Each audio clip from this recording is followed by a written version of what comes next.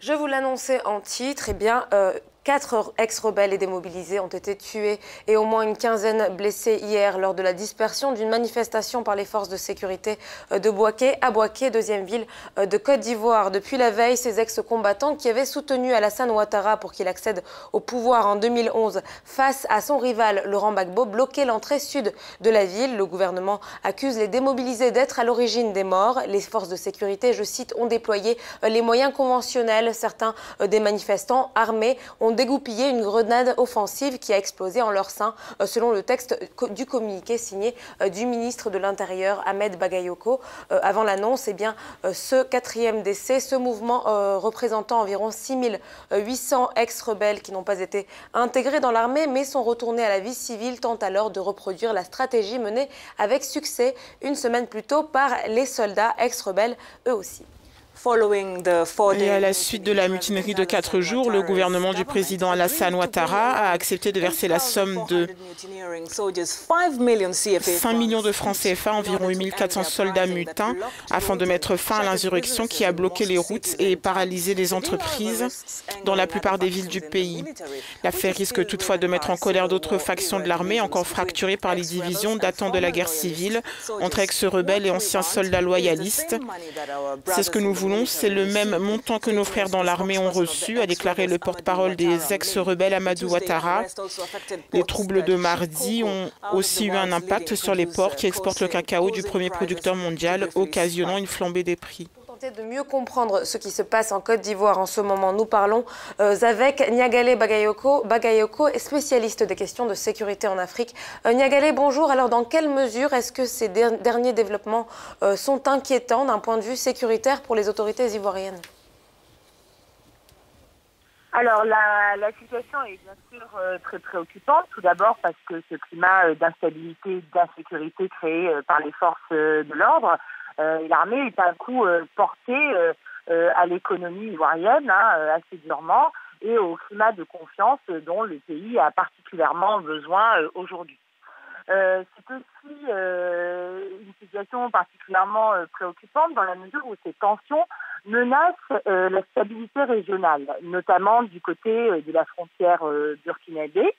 Et enfin, troisième élément, il faut avoir à l'esprit que l'opération des Nations Unies en Côte d'Ivoire, l'ONUCI, fermera ses portes le 30 juin 2017, après 13 ans d'existence, et qu'on ne sait pas dans quelle mesure ce retrait pourra ou non se produire dans une situation satisfaisante.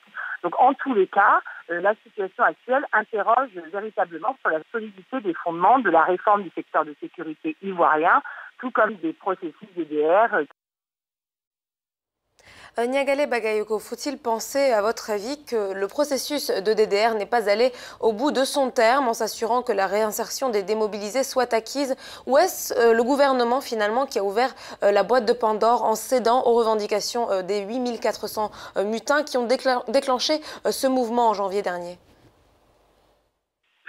Alors en réalité, à mon avis, comme le démontrent les revendications exprimées parallèlement par les milliers de démobilisés en début de semaine qui réclamaient l'état des primes, la situation est telle qu'il semble qu'aujourd'hui répondre favorablement aux revendications d'une catégorie d'hommes en armes, qu'ils appartiennent à l'armée ou non, ne peut que faire surgir les revendications d'autres catégories qui elles-mêmes s'estiment lésées. D'où la volonté du gouvernement de chercher à gérer le problème, non pas en répondant à des revendications catégorielles, mais plutôt en inscrivant sa réponse dans le cadre d'une réponse globale qui vise soit à l'amélioration du cadre de vie et des moyens des militaires, ou autrement à effectivement porter au bout de sa logique ce processus DDR. Mais il faut voir qu'un tel discours, une telle approche est inaudible pour ceux qui s'estiment trahis et considèrent être les perdants d'une conquête du pouvoir qui, sans eux, n'aurait pas été possible. Et ce qui est important, c'est qu'on s'aperçoit que dans le processus DDR en Côte d'Ivoire, on touche à l'extrême difficulté d'offrir aux ex-combattants des perspectives de reconversion durable et surtout économiquement viable. Donc le défi du DDR en Côte d'Ivoire, mais comme ailleurs d'ailleurs, vraiment celui du R, de ce cycle, c'est-à-dire celui de la réinsertion. À votre avis, comment est-ce que les autorités ivoiriennes peuvent parvenir à gérer définitivement ces griefs, ces doléances définitivement? Les ex-rebelles, on le sait, au-delà des primes, veulent également que les plus jeunes soient intégrés dans l'armée. Alors, ce qu'il faut comprendre, à mon avis, c'est que l'intégration au sein de l'armée en Côte d'Ivoire a toujours été perçue, aussi bien symboliquement que matériellement, comme un facteur soit de réussite et d'ascension sociale, soit comme un gage de stabilité individuelle, soit comme un attribut de pouvoir. Et les efforts faits par le gouvernement ivoirien pour soutenir le processus DDR démontrent que les revendications qui sont posées sont plus profondes que celles qui sont exprimées.